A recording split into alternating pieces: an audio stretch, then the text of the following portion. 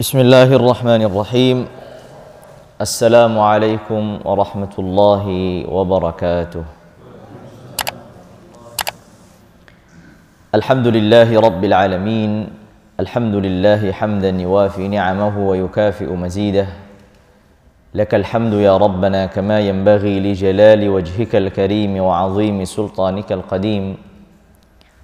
Asyhadu an la ilaha illallah wahdahu la syarika lah.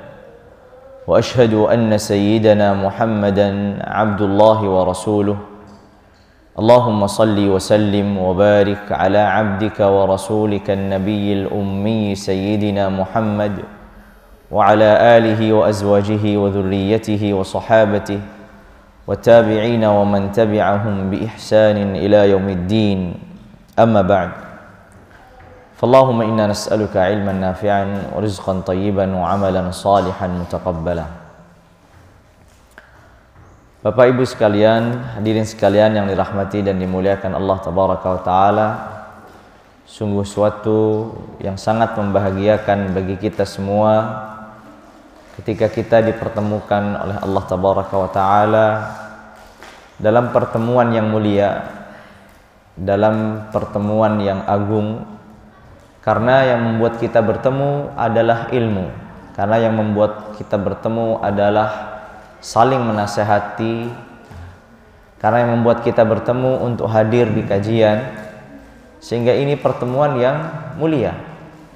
Makanya kita memohon, kita berdoa kepada Allah Tabaraka wa Ta'ala, semoga pertemuan yang Allah mudahkan pada kesempatan pagi hari ini, Allah Tabaraka wa Ta'ala berikan dan limpahkan kepada kita di dalamnya ilmu yang bermanfaat, kemudian ilmu yang bisa kita amalkan, ilmu yang bisa kita terapkan dalam keseharian kita. Bapak Ibu sekalian yang dirahmati dan dimuliakan Allah Tabaraka wa Ta'ala, pagi hari ini kita semua datang ke sini untuk mengkaji, untuk mempelajari, untuk mendengarkan, untuk menyimak sama-sama. Sebenarnya pendidikan di dalam Islam sebagaimana kita sudah ketahui bersama, ada suatu yang agung, suatu yang mulia. Ini hal yang disepakati, tidak ada yang berbeda. Bahkan di luar itu, kalau kita melihat dari jauh bukan dari keislaman, pendidikan secara manusiawi adalah sesuatu yang baik, sesuatu yang positif, sesuatu yang mulia. Lebih-lebih lagi kemudian ketika Islam ini datang, maka Islam sangat menegaskan bab pendidikan ini. Ya, Islam sangat menegaskan bab pendidikan ini. Oleh karenanya, kita hari ini berada pada dunia modern.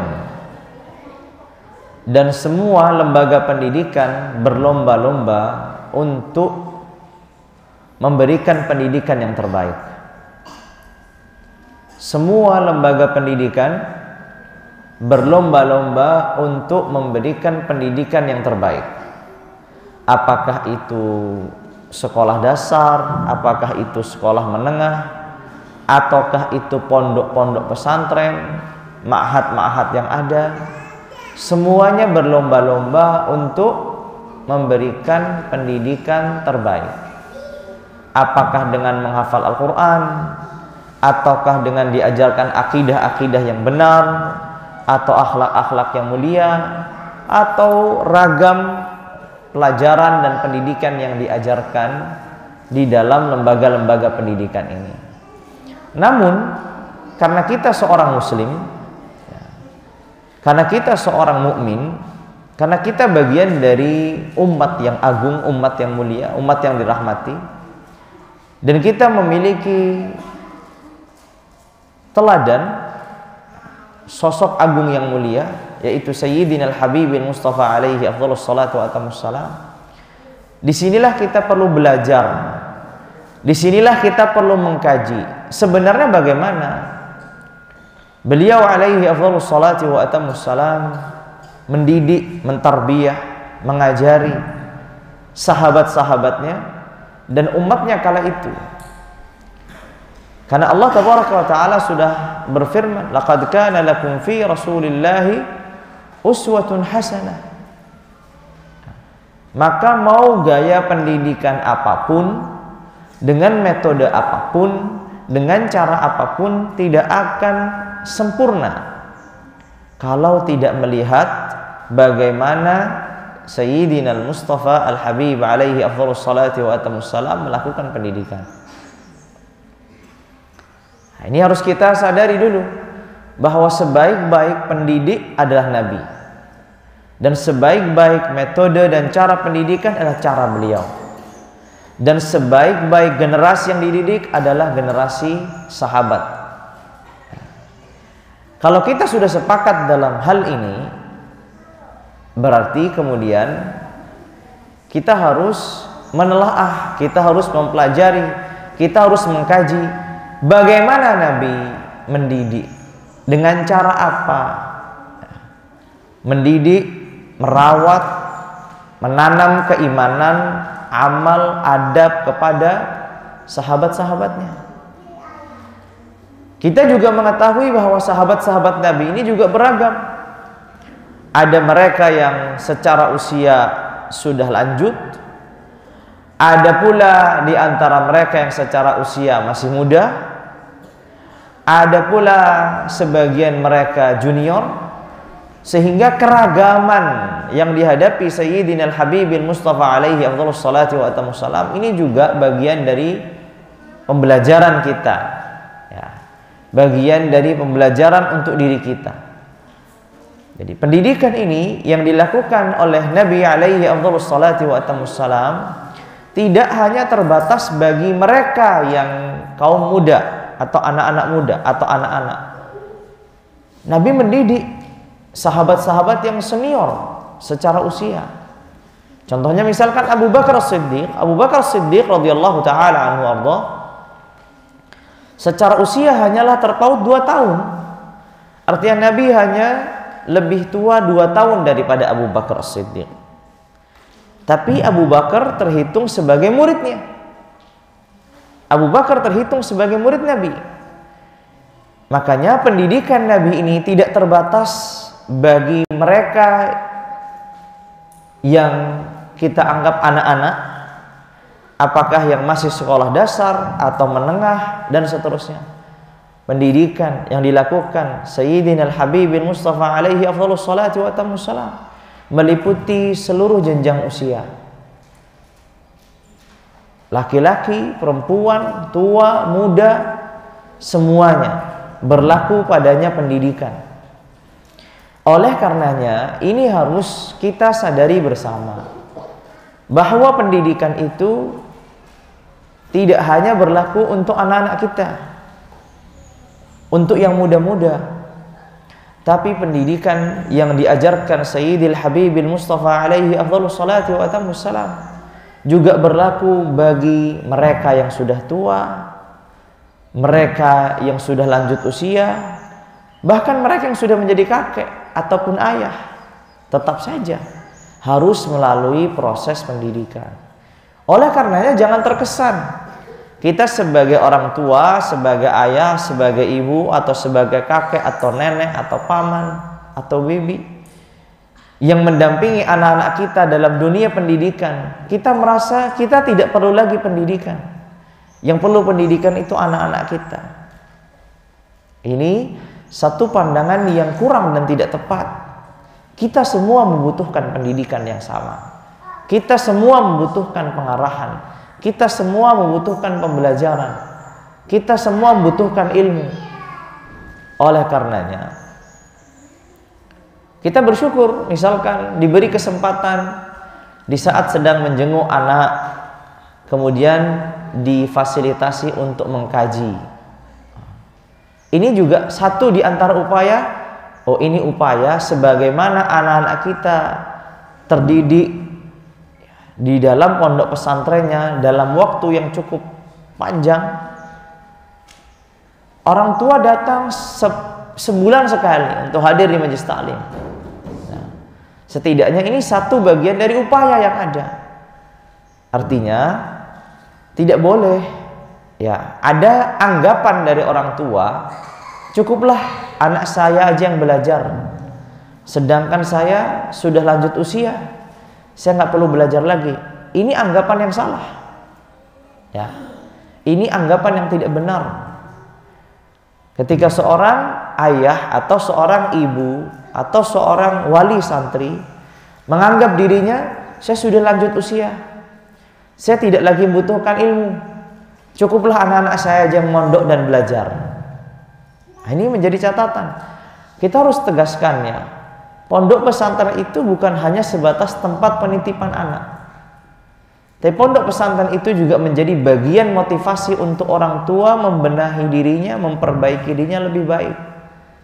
Jadi tidak bisa ya kita bagi seorang ayah, bagi seorang ibu kemudian hanya memerintahkan, hanya memotivasi anak-anak kita dengan kata-kata tadi.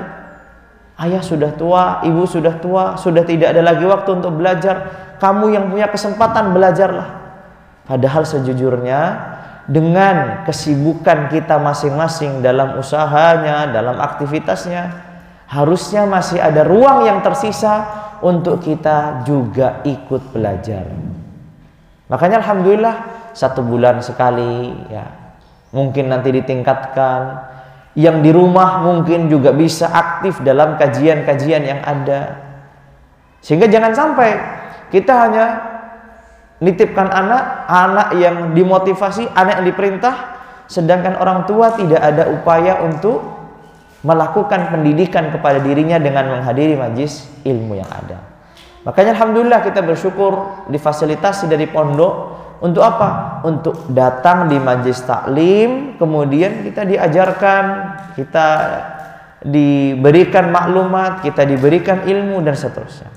Maka ini poin yang kita sepakati tadi. Setelah kita sepakati bahwa pendidikan ini hal yang penting, ya, setelah kita sepakati bahwa pendidikan yang terbaik itu adalah pendidikannya Nabi, beliau sebaik-baik guru, metodenya adalah sebaik-baik metode dan cara. Begitu juga murid-muridnya adalah sebaik-baik murid. Kalau kita sudah sepakat itu semua, lalu kita masuk dalam tahapan berikutnya bahwa pendidikan yang dilakukan Nabi tidak hanya terbatas bagi mereka yang anak-anak muda. Orang tua, anak muda, perempuan, laki-laki, pria, wanita, semuanya mengalami proses pendidikan yang sama. Makanya dalam majlis Nabi, seringkali majlis Nabi ini dihadiri oleh orang yang beragam usianya. Abu Bakar hadir, Umar hadir, tapi di saat yang sama putra-putra mereka juga hadir. Ya, misalkan dalam satu kisah di mana Rasulullah alaihi afdhalus salati wa atamus salam sedang bermajlis dengan para sahabatnya. Ketika bermajlis di situ, Rasulullah mengatakan, "Inna minasyajarati syajaratan mathalil mu'min." Ada satu pohon yang pohon ini itu menyerupai orang beriman. Yang hadir ini senior. Abu Bakar ada, Umar ada, yang lain ada. Tapi juga di majlis itu ada juga yang junior, seperti Abdullah bin Umar, juniornya sahabat. Ketika Nabi mengatakan ada satu pohon yang menyerupai orang beriman, maka kemudian para sahabat ini berpencar untuk mencari tahu apa ya pohon yang menyerupai orang beriman ini. Ada yang mengatakan ini, ada yang mengatakan itu, semuanya tidak dibenarkan oleh Nabi. Karena semuanya tidak ada yang menjawab dengan benar, baru Nabi mengatakan pohon itu adalah pohon kurma. Di saat Nabi sudah mengatakan demikian, Abdullah ini ketika pulang, dia berdiskusi dengan ayahnya. Kata Abdullah, tadi ketika Nabi mengatakan tentang satu pohon yang menyerupai orang beriman, di dalam hati saya itu sudah tergambar ini pohon kurma. Tapi saya tidak berani mengungkapkan karena di majelis ada sahabat-sahabat senior. Ada ayahnya, Umar ada Abu Bakar, ada yang lainnya. Sehingga karena dia merasa junior, merasa dirinya tidak pantas untuk menjawab ya. Akhirnya tidak menjawab. Padahal jawabannya itu yang benar. Poinnya adalah, intinya dari kisah ini adalah bahwa majelis Nabi itu tidak terbatas hanya anak-anak muda, tapi mereka yang sudah senior pun juga ada. Abu Bakar ada, Umar ada, putra-putra mereka juga hadir. Ya. Di sini yang perlu kita ketahui, tadi kita sepakati bahwa ternyata pendidikan itu tidak hanya terbatas bagi anak-anak kita. Kita sebagai orang tua juga punya tanggung jawab untuk bagaimana meningkatkan kualitas pendidikan yang ada pada diri kita. Sehingga pondok pesantren bukan lagi tempat pelarian dan penitipan anak orang tua. Orang tuanya sibuk bekerja, beraktivitas, malas mengurusi anaknya dalam tanda kutip, titipkan ke pondok pesantren. Tidak demikian. Tapi pondok pesantren itu menjadi bagian dari cara kita untuk melakukan pendidikan kepada diri kita sendiri sebelum kepada anak-anak kita. Contoh, tadi saya mendengar ini adalah jengukan pertama ya dari wali santri baru. Benar begitu ya? Setelah berapa bulan? 2 bulan. Masya Allah. Ketika seorang ayah, seorang ibu datang menghantarkan anaknya ke pondok pesantren, menitipkannya kepada para ustadz dan ustadzah di pondok pesantren, lalu kembali pulang, ada satu pendidikan yang sangat luar biasa, yaitu pendidikan melepaskan anak yang dicintainya. Ya. Karena kebetulan saya mengelola pondok, jadi saya sangat memahami betul ya seluk-beluk orang tua. Biasanya yang lebih berat untuk berpisah itu anak atau orang tua? Orang tua. Anak boleh menangis di awal, tapi sepekan, 2 pekan, 1 bulan, 2 bulan, lupa sudah. Ketemu dengan lingkungan baru, ketemu dengan kawan baru, ketemu dengan aktivitas baru, orang tua masih terus kepikiran. Terus bertanya, gimana Ustaz, anak saya sudah betah, masih menangis enggak, masih minta pulang enggak, terus begitu. Ya. Karena memang bagaimanapun ya, orang tua ini memiliki kasih sayang yang sangat luar biasa kepada anaknya. Disitulah bagian dari pendidikan terhadap orang tua. Bisa nggak orang tua itu mendahulukan kebaikan anaknya daripada kebaikan dirinya sendiri? Kalau orang tua hanya egois untuk mementingkan kebaikan dirinya sendiri, apa yang akan dilakukan? Yang akan dilakukan membiarkan anaknya di rumah. Susah untuk berpisah dari anak. Saya masih sayang, saya masih cinta sama anak saya. Saya pengen setiap kali saya pulang dari pekerja, saya menjumpai anak saya. Itu kan untuk kebaikan orang tua. Dia tidak melihat mana kebaikan anak saya. Tapi kemudian karena orang tua yang memiliki semangat, orang tua yang melihat pendidikan anak harus lebih didahulukan, sehingga merelakan anak-anaknya untuk jauh dari orang tuanya untuk tinggal di pondok pesantren. Nah, ini satu pendidikan, satu pendidikan. Pendidikan ini terjadi ya. Terpisahnya orang tua dengan anak terjadi pada Nabiullah Yusuf alaihissalam. Yusuf alaihissalam, kalau kita menyimak, mendengarkan, membaca, mengetahui kisahnya, ya, bagaimana Allah Tabaraka wa Ta'ala pisahkan dengan Nabi Yakub. Ya, Yakub sang ayah, Yusuf sang anak. Nabiullah Yakub ini sangat-sangat sayang kepada Yusuf. Sangat-sangat sayang kepada Yusuf. Dahulu kala tidak ada lembaga pendidikan seperti pesantren. Orang tua dipisahkan dengan anaknya dididik di pondok pesantren jauh dan terpisah dari orang tuanya, belum ada. Maka cara Allah Tabaraka wa Ta'ala untuk memisahkan Nabi Yakub dengan Yusuf adalah dengan kisah yang kita ketahui. Ada saudara-saudaranya yang iri dengan kasih sayangnya ayahnya kepada Yusuf. Akhirnya Allah tetapkan ya, mereka melakukan suatu kesalahan, Yusuf dipisahkan, dan kisah yang begitu masyhur, yang begitu kita kenal. Tapi itu cara Allah untuk mendidik, mentarbiyah para nabinya dari dua belah pihak. Yakub seorang nabi dan Yusuf juga seorang nabi. Agar seorang ayah tidak bergantung kepada anaknya dan agar seorang anak tidak bergantung kepada ayahnya dan keduanya hanya bergantung kepada Allah Tabaraka wa Ta'ala, maka keduanya dipisahkan. Tapi lihatlah peristiwa yang kemudian didapatkan Nabiullah Yusuf. Ada perjalanan panjang cara Allah untuk mendidik Nabiullah Yusuf dan mendidik ayahnya Yakub. Ya. Ungkapan innama ashku bathi wa huzni ilallah. Ungkapan Yakub ketika mengatakan aku hanya berserah diri dalam kesedihanku, dalam kegelisahan hanya kepada Allah. Ungkapan ini terungkap kapan? Ketika ia dipisahkan dengan anaknya. Begitu juga Yusuf alaihissalam yang melalui proses pendidikan yang luar biasa. Harus dipenjara, kemudian dari penjara keluar menjadi tangan kanannya raja dan seterusnya. Proses pendidikan yang luar biasa. Mungkin itu tidak akan terjadi kalau Nabi Yakub dan Nabi Yusuf masih tinggal bersama. Oleh karenanya, bagi orang tua ini penting untuk kembali lagi ditegaskan bahwa kita memiliki tanggung jawab pendidikan yang sama. Kalau anak-anak kita dididik oleh ustadz-ustadzahnya di pondok pesantren, maka kita harus juga mencari tempat di mana kita harus mendapatkan pendidikan. Karena pendidikan Nabi itu tidak hanya menyelesaikan urusan anak, tapi juga menyelesaikan urusan orang tua.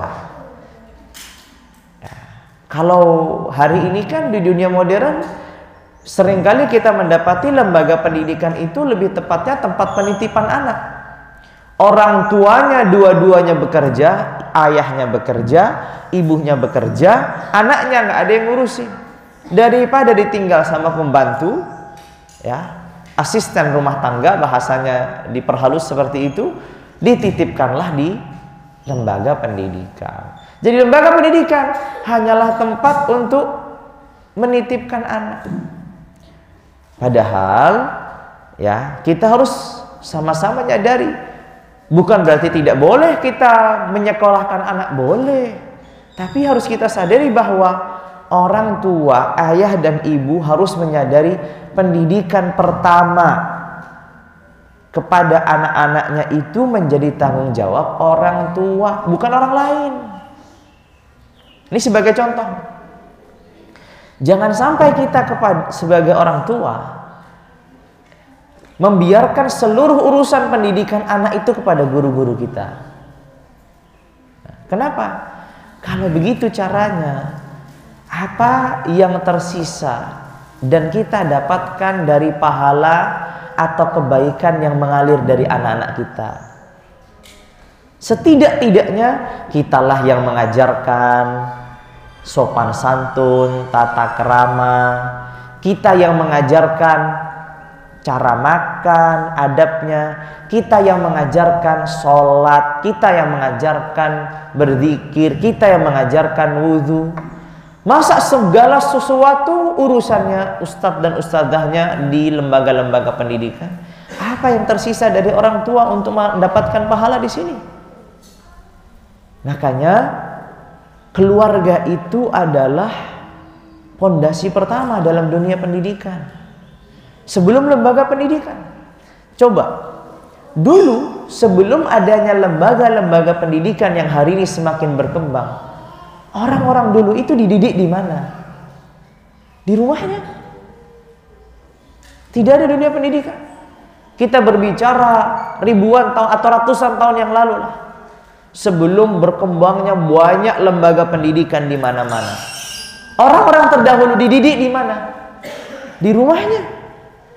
Di lingkungannya. Keluarganya mendidik. Sekarang kita lihat generasi dulu sama generasi sekarang. Hasilnya secara mental, secara kegigihan, secara memandang kehidupan, mana yang lebih tangguh, mana yang lebih hebat? Generasi dulu. Padahal generasi dulu tidak dididik di lembaga-lembaga pendidikan.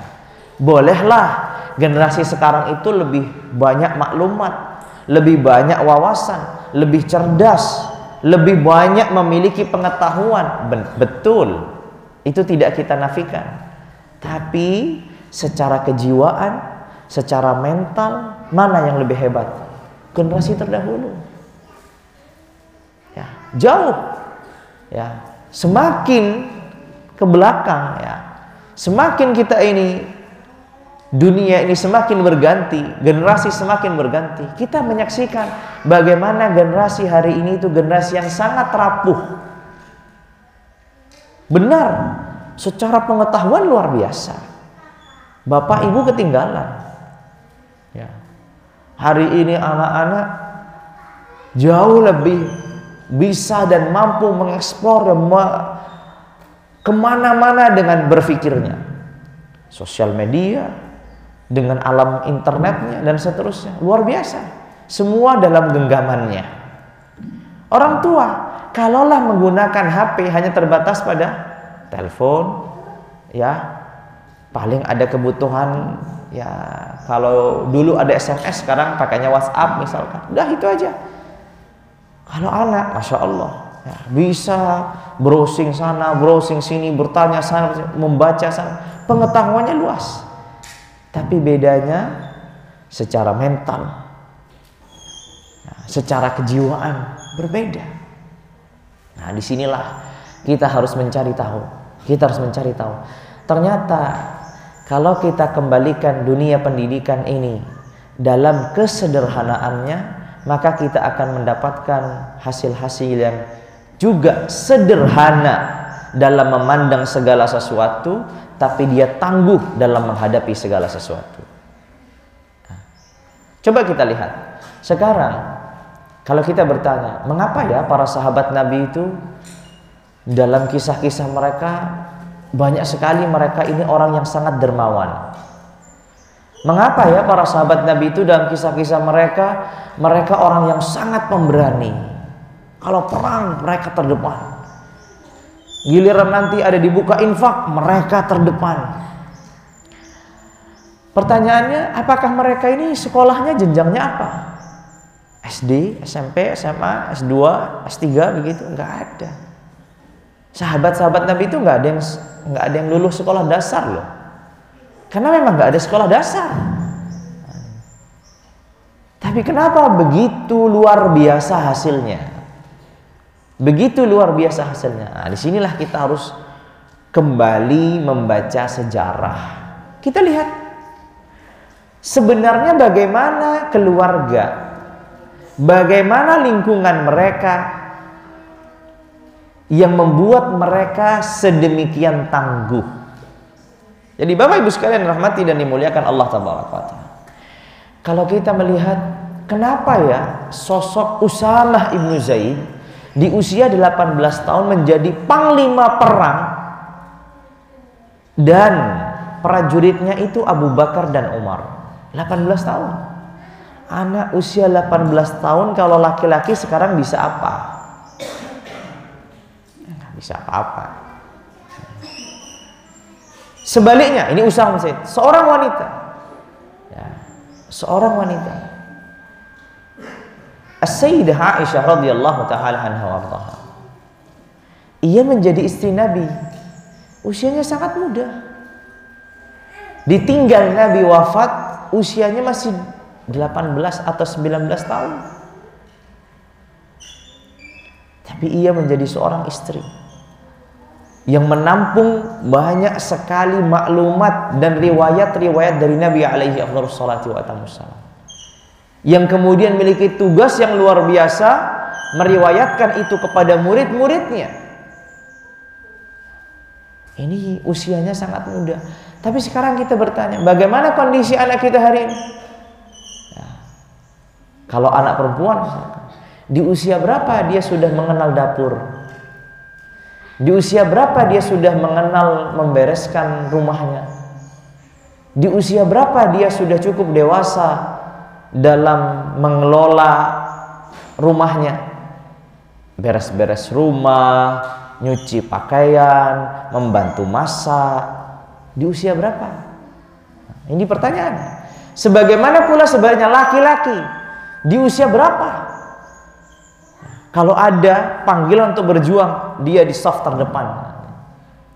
Kita mengetahui dalam perang Badar banyak sahabat-sahabat juniornya, sahabat kaum laki-laki ini, anak-anak muda ditolak sama Nabi.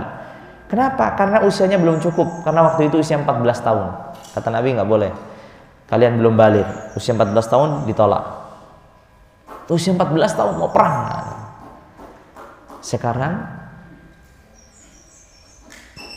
anak muda mana yang kalau kemudian diumumkan, silahkan kita menghadapi peperangan, bagi yang mau berperang dibuka sukarelawan, siapa yang siap dari anak mudanya? Belum ada. Nah, jangankan anak muda, yang tua-tua lebih lagi. Oleh karenanya kita harus mencari tahu, kita harus menelaah dalam sejarah.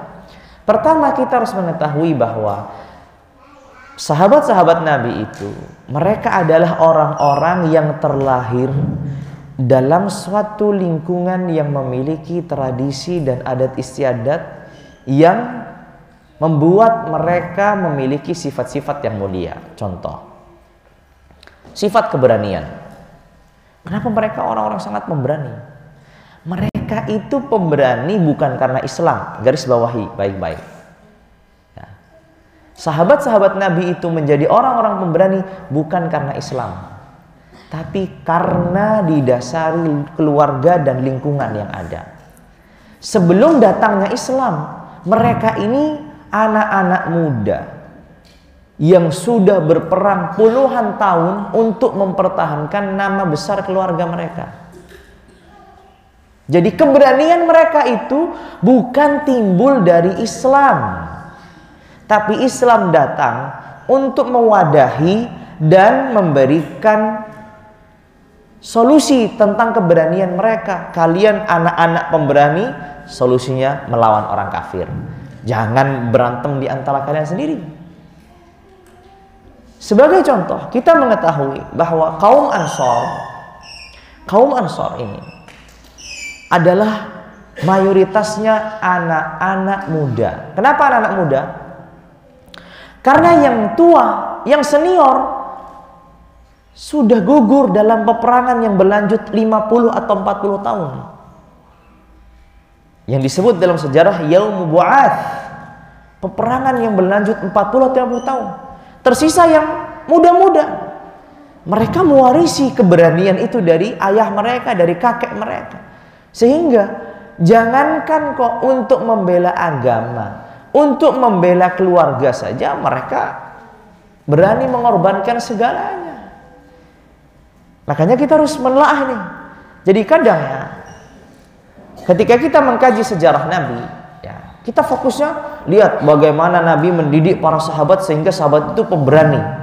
Keberanian para sahabat itu bermula dari keluarga dan lingkungan.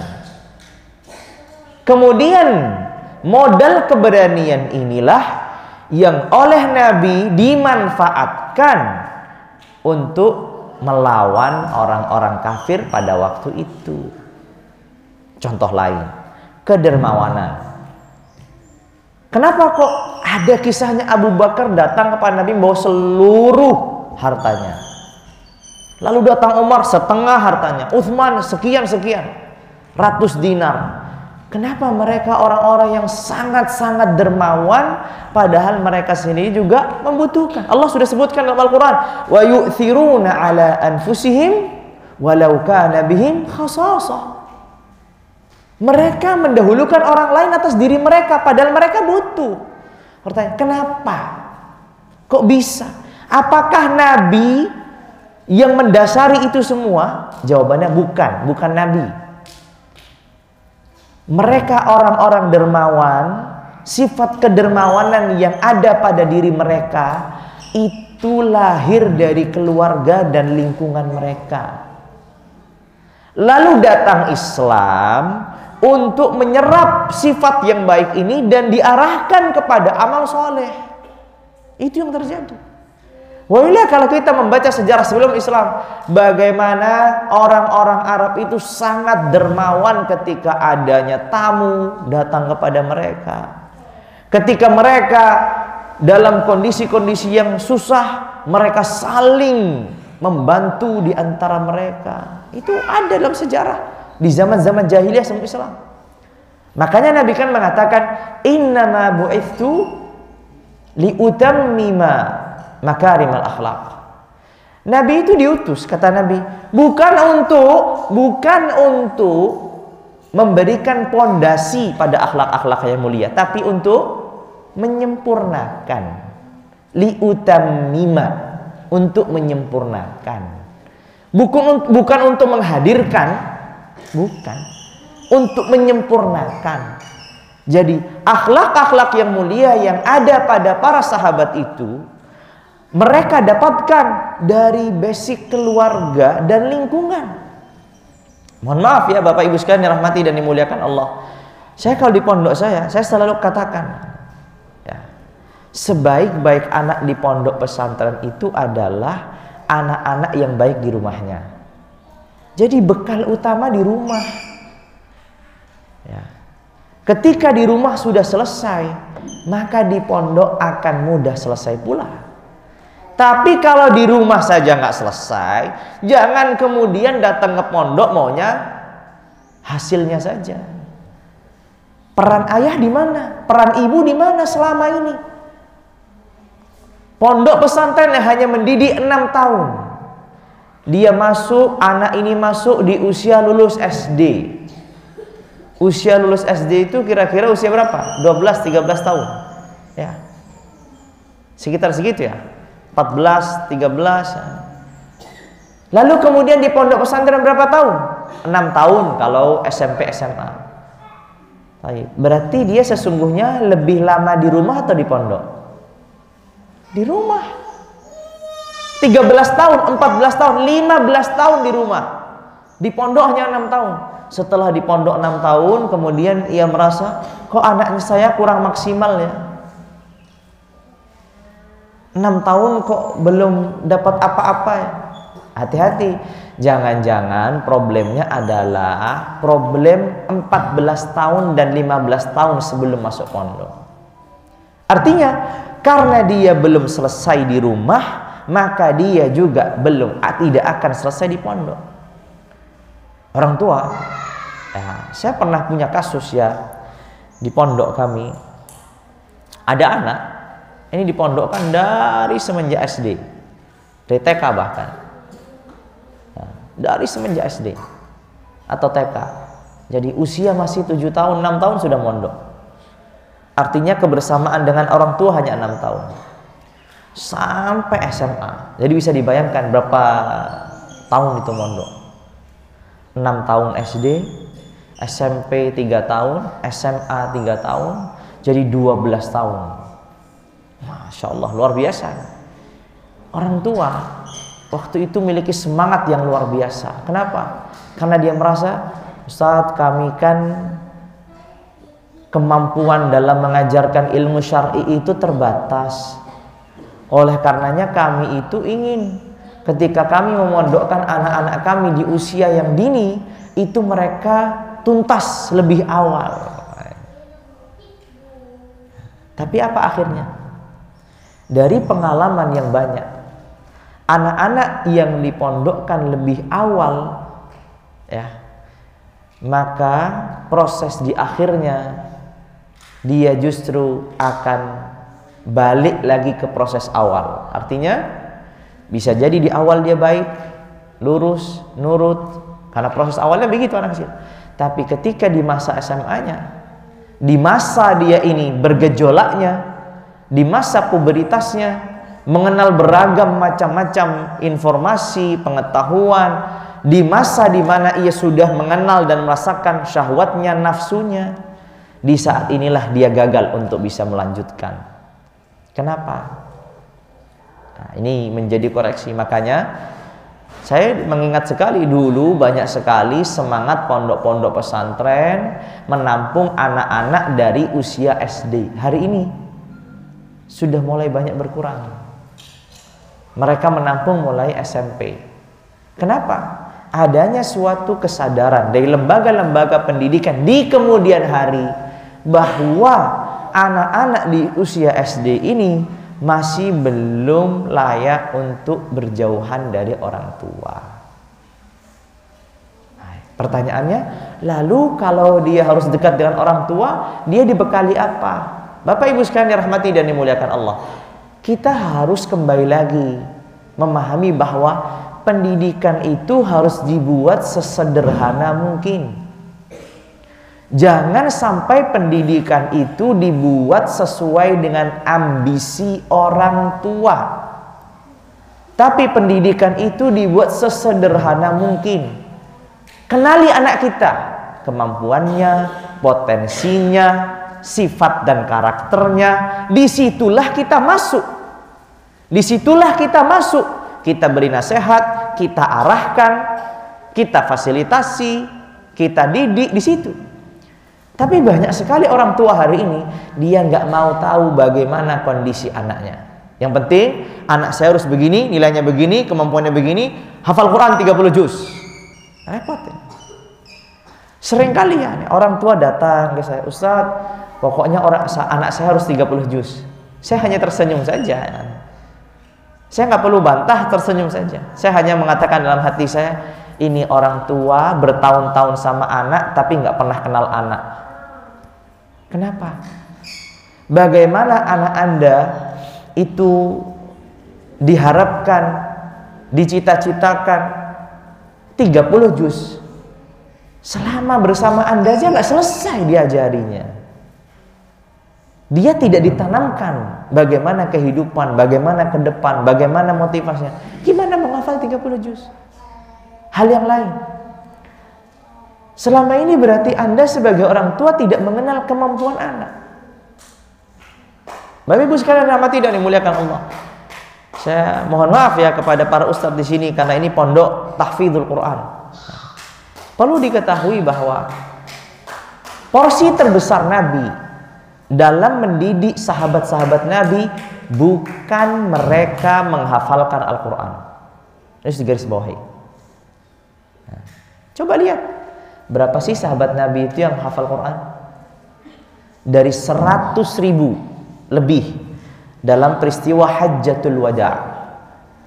Hajjatul Wada', haji terakhirnya Nabi, disebutkan oleh ahli sejarah bahwa tergabunglah di situ sahabat-sahabat Nabi paling besar. Perkumpulan terbesar sahabat Nabi terjadi di Hajjatul Wada'. Berapa jumlahnya? Sekitar 100.000. Dari 100.000 ini, berapa sih yang hafal Quran? Jelas ya? Berapa sih yang hafal Quran? Baik, mundur lagi ke belakang. Nggak usah 100.000. Dari kisaran 5.000 atau 7.000 sahabat Nabi yang tinggal di kota Madinah, berapa sih yang hafal Quran? Jelas sekali. Ya.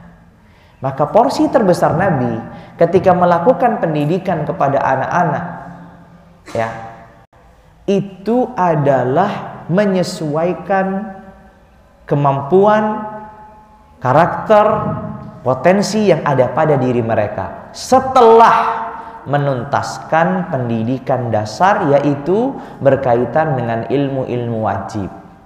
Jadi misalkan seorang anak itu lebih penting mana? Dia bisa sholat atau dia bisa baca Al-Quran? Saya bertanya, seorang anak itu lebih penting mana? Bisa membaca Al-Quran atau bisa sholat? Sholat jelas. Tapi sampai hari ini saya masih terus menangani dalam tanda kutip pasien ya, anak-anak yang lulus SD 6 tahun di sekolah dasar, masuk pondok kelas 1 SMP, saya minta setoran tasyahud akhir nggak lancar. Hafalannya 1 juz, 2 juz, 3 juz, bahkan ada yang 5 juz. Tapi suruh setoran tasyahud akhir, at-tahiyatulillah, belepotan dia. Contoh, ada masalah dalam pendidikan kita. Tidak adanya prioritas dalam penekanan pendidikan kita. Orang tua mohon maaf, orang tua selalu menegaskan pada ambisinya yang bisa dibanggakan dan dipamerkan. Oh, anak saya hafal 10 juz, anak saya hafal 5 juz, anak saya hafal 30 juz. Anak Anda sudah benar belum sholatnya? Anak Anda sudah benar belum hafalan zikir-zikir sholatnya? Anak Anda tahu nggak pembatal-pembatal wudhu itu apa saja? Jangan-jangan nggak tahu lagi. Jangan-jangan selama ini wudhunya masih salah. Kalau wudhu itu niatnya apa? Kalau sholat itu niatnya seperti apa? Jangan-jangan nggak tahu. Nah, ini bahaya. Ini hal yang mendasar. Ya. Makanya, Bapak Ibu sekalian rahmati dan dimuliakan Allah Taala. Kan ada hadis di mana sahabat ini mengisahkan tentang perkembangan mereka, bahwa kami dulu anak-anak muda mempelajari keimanan sebelum mempelajari Al-Quran. Ini harus kita pahami baik-baik. Apa maksudnya mempelajari keimanan? Keimanan yang dipelajari itu bukan keimanan teoritis, tapi keimanan praktis. Artinya bagaimana keimanan ini diterapkan dalam keseharian. Mengenal Allah, mengenal Rasul, mengenal malaikat. Lalu mengenal Allah itu membawa dirinya untuk bertakwa, mengenal syariat, sholatnya bagaimana, wudhunya bagaimana, dan seterusnya. Bapak Ibu sekalian dirahmati dan dimuliakan Allah. Nih kebetulan di sini santriwati yang lebih banyak. Ya. Semenjak kapan anak-anak kita itu sudah belajar berkaitan dengan hal-hal yang diharamkan, hal-hal yang diwajibkan, ketika anak-anak perempuan itu sudah baligh? Apa tanda-tanda baligh? Apa yang diharamkan? Apa yang diperbolehkan? Dan seterusnya. Jangan-jangan kita nggak pernah tuntas. Nah, ilmu dasar ini wajib ya, atau harus orang tua ini memahaminya. Sekali lagi tadi saya ingin tegaskan bahwa jangan sampai segala sesuatu yang berkaitan dengan pendidikan itu kita pasrahkan kepada ustadz atau guru. Kita dapat pahala apa sebagai orang tua? Ada sebagai orang tua, oh kita masih dapat pahala ustadz karena kita yang membiayainya. Masya Allah. Tentu berbeda. Benar, bapak, ibu yang membiayai anak di pondok, membiayai anak di lembaga pendidikan akan mendapatkan pahala karena membiayai anak-anak. Tapi perlu diketahui, ya, orang yang mengajarkan keimanan dan keislaman dan rincian-rincian syariat itu berbeda dengan hanya orang yang bisa memberikan uang saja. Berbeda. Jangan sampai anak kita ini hafal Al-Fatihah dari gurunya, bukan dari kita. Al-Fatihah ini akan dibawa sampai dia mati loh.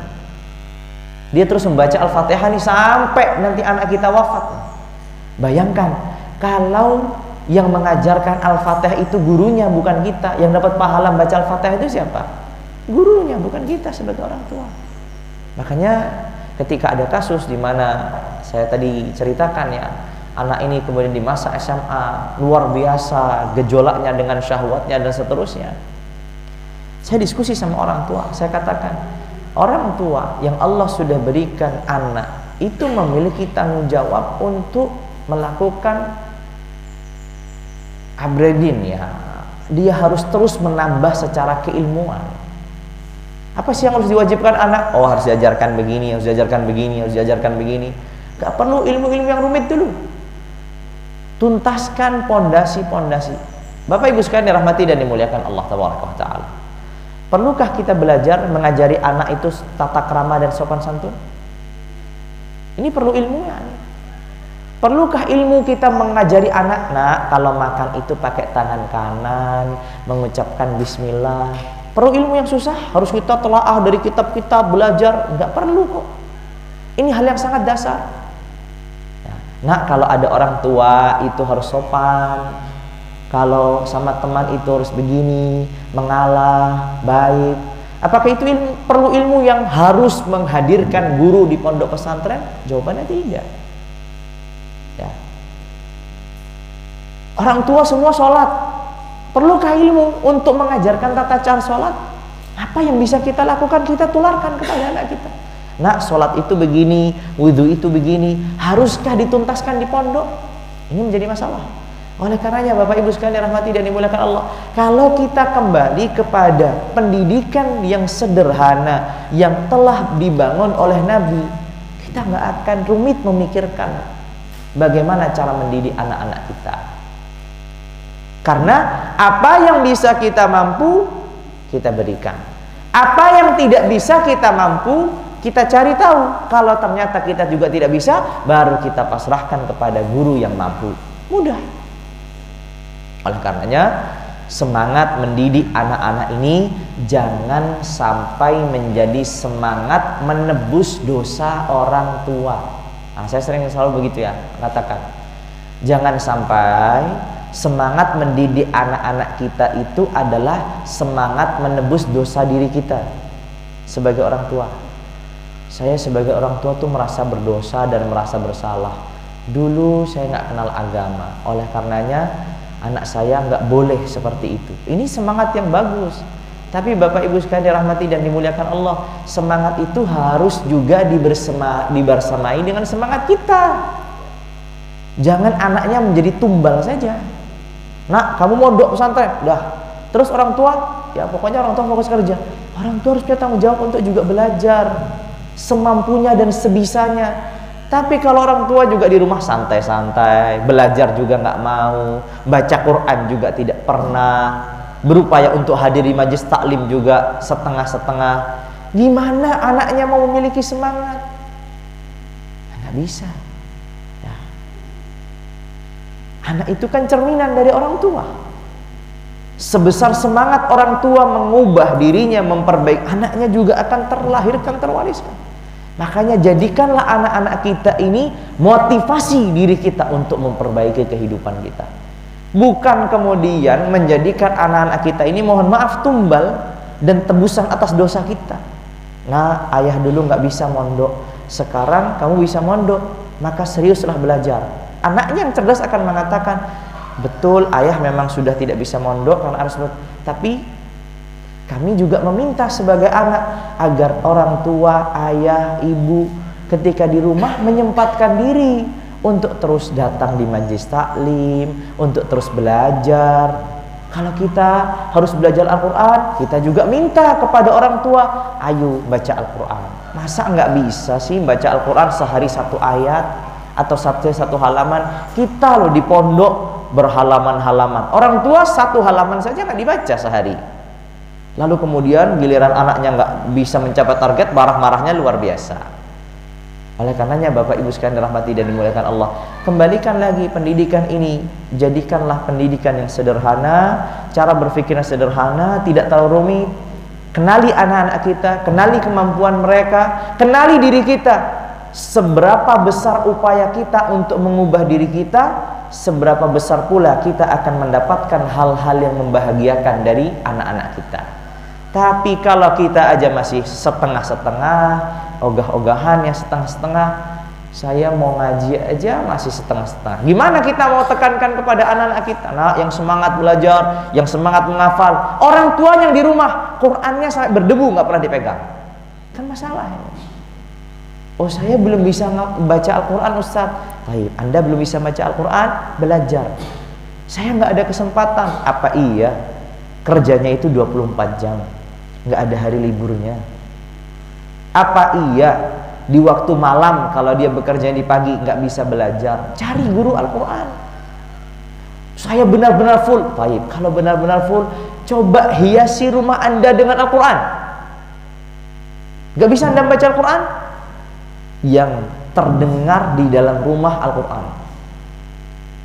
Jangan jadi Al-Quran ini terdengar kalau ada kematian, kalau mau sebelum sholat. Tapi keseharian di rumah jauh dari Al-Quran. Coba hiasi rumah kita dengan Al-Quran. Alhamdulillah dengan media hari ini, HP, ya apa namanya, MP3 dan macam-macam. Kenapa nggak bisa? Buat Al-Quran itu terus terlantunkan di dalam rumah kita. Kita nggak bisa, tapi terus mendengarkan Al-Quran. Ini salah satu bentuk upaya untuk menjadi sinkronisasi, ya, ada kebersamaan. Anak juga membaca Al-Quran dan menghafalkan, orang tua juga demikian. Sama, sebagai contoh. Saya juga diberi tanggung jawab untuk mengawasi anak-anak di sekolah dasar. Saya sampaikan kepada guru-guru SD, guru-guru harus menegaskan orang tua itu harus sinkron dengan anaknya. Anaknya di sekolah diajari, nah kalau makan dan minum pakai tangan kanan. Sampai di rumah lihat orang tuanya pakai tangan kiri. Jadi anaknya bisa pakai minum makan pakai tangan kanan atau pakai tangan kiri? Ya tangan kiri. Dia belajarnya tangan kanan, tangan kanan, tangan kanan. Sampai di rumah yang dilihat tangan kiri, tangan kiri, tangan kiri. Anak di usia tertentu dia lebih mudah untuk mencerna apa yang dilihat daripada apa yang dikatakan padanya. Contoh, ya, contoh lain misalkan, saya kadang ya mengalami kasus-kasus di pondok. Anaknya di pondok ada kasus merokok. Saya panggil orang tuanya, Bapak, ini anak Bapak ini merokok, kasusnya begini, begini, begini. Bapaknya masih lanjut merokok. Ya gimana caranya? Saya nggak bisa dong, Nak, jangan merokok, nggak boleh. Dia akan mengatakan, Bapak saya juga merokok. Kan nggak bisa. Orang tua akan mengatakan, Nak, cukup Bapak aja yang merokok ya, kamu jangan. Ya nggak bisa. Nah, ini sebagai contoh. Oleh karena ini menjadi motivasi bagi kita semua. Kalau anak kita di sekolah dan di pondok tahfidz, harusnya apa? Orang tua juga punya semangat ke Al-Quran. Belajar membaca, belajar mengkhatamkan, belajar mendengarkan. Itu yang dilakukan Nabi. Makanya para sahabat terdahulu ketika dididik oleh Nabi, sekali lagi tadi yang poin inti dari pendidikan Rasulullah adalah penyesuaian dari setiap masing-masing usia dan karakter dan kemampuan para sahabat. Yang senior diajarkan apa, yang junior diajarkan apa.